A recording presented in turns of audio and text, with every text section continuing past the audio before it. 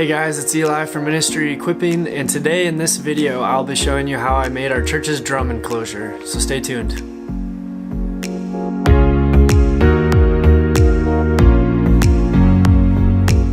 Alright, so here's what I did to create this drum enclosure. To start, we already had a pretty nice drum platform to begin with, and it was super nice. We had a nice little 5-panel of plexiglass shield set up. But I felt like we could just expand a little bit more on it. So what I did first is I cleared off all the drums on our platform. I went to our lumber yard and I got 2 sheets of 4x8 CDX plywood, and I just got a 1/2 inch, and yeah, it seemed like it would be plenty thick and would still be able to hold shape and not bend too much. So brought that back to the church, and I placed one of the sheets on the platform, and I just kind of traced underneath the original shape of the old platform. Roman and I brought that sheet back to our workshop and we just traced it with a skill saw. So then we had our shape. From there though, is because it was only 4 feet wide, I needed to add an extra foot because our platform with the front section is only about 5 feet. So I took the extra sheet of plywood, cut that down, or a piece of it, and I needed to attach that somehow. So I used an extra 1x6 and just screwed that into both sides, and then added some extra 1x2s along the outside as extra support, but also just as a buffer or a border to make it look a little bit more professional. However, I did all of this with a skill saw, and I didn't have the right tools to cut all the exact angles. So I got it as close as I could and just decided that I would sand the pieces into each other and try to make that look as smooth as possible. So I did that, and then I just painted the whole thing black. And the nice thing about black paint and a nice sanding job is that I think it looks pretty slick, pretty legit. So what I did after that was I needed actual sound treatment stuff. So we had some extra carpet that was laying around our building. I just cut those down to shape, or down to length, and I put them on the bottom of the drum cover, and I just stapled those down. However, I bought the wrong staples. Always look at what staples you're buying when you're buying staples. And so there were certain sections where I had to actually screw little screws into the carpet because the carpet overlapped. So it just, my 1/2 inch staples were not long enough. So that was my mistake. If I did this again, I would definitely get the right staples. So I ended up doing that. Basically the top lid was done from there. So to expand the drum enclosure a little bit more, what I needed was another side panel, or I needed 2 more side panels because I wanted it to come around the drums just a little bit more, give it a little bit more coverage. So I ended up buying 1 more plexiglass panel, and those run about $120 with shipping, maybe $130 max depending on where you get it from. So we ordered that one because I wanted my drummer to be able to see the rest of the band on the left side. And the way that we have our drums in our sanctuary right now is the right side is basically useless. It's just all the drummer can see is wall. So I took some of the extra plywood and I painted that black. I cut it down to be about the same size as one of the panels, so I think it ended up being about 66 inches tall and about 2 feet wide, and that's on the larger side. I wanted it to be just a little bit larger, so I cut that down, painted it. I put some of the extra carpet on that, and I use that as one of the panels, and it just adds a little bit more extra protection, which I really like.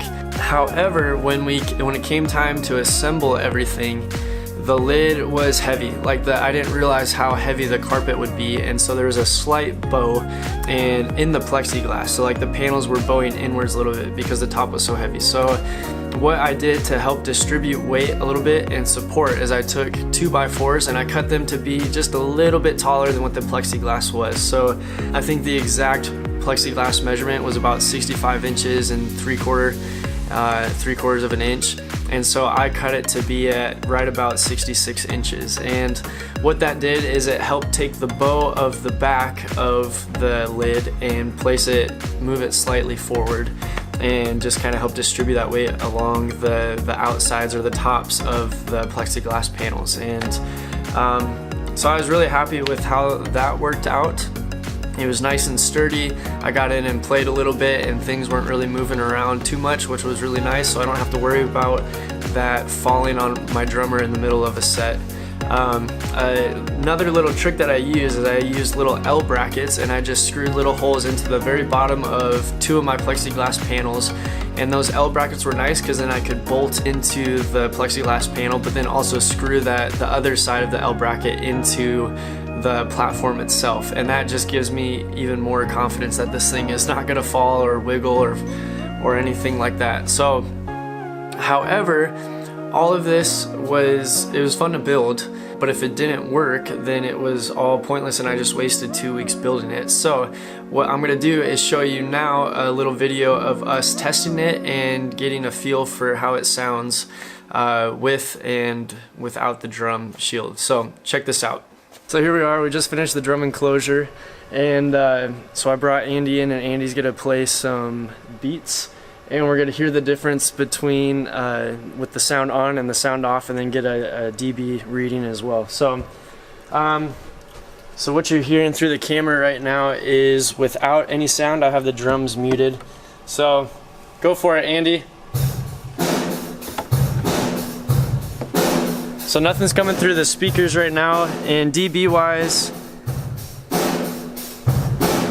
I mean, we're kind of hitting all over the place without me talking, ranging about 74, average 74. Right there is between 64 and 70, so that's pretty solid. And so now we're going to show you what it's like with the sound on, so go for it.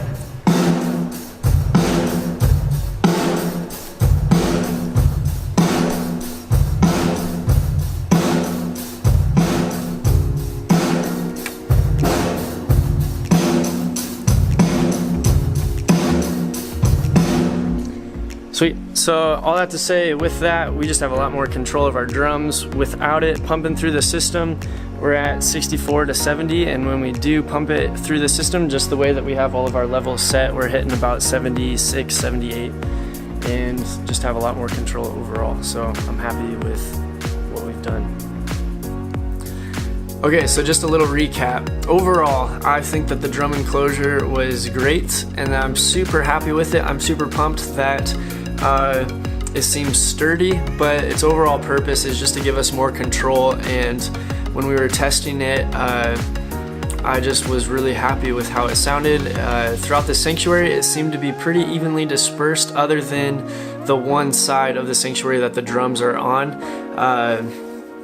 The drums tended to bleed a little bit more throughout the back, so I think my next step that I'm going to do is add another back panel just to try to help deaden that sound a little bit more. But overall, I'm super excited with how everything worked. Cost wise, the 2 sheets together cost me about 50 bucks. We had extra screws laying around at the church, so I used those. The staples, those were like $3, and I should have gotten the size bigger because they were the same price. We had the skill saws, an old skill saw I got at a garage sale several years ago, so that wasn't expensive. The carpet was all extra, so that was cheap. The probably most expensive part was the panel, the actual Clearsonic plexiglass panel that I got, and that was about 120 bucks overall. So total project was not that expensive.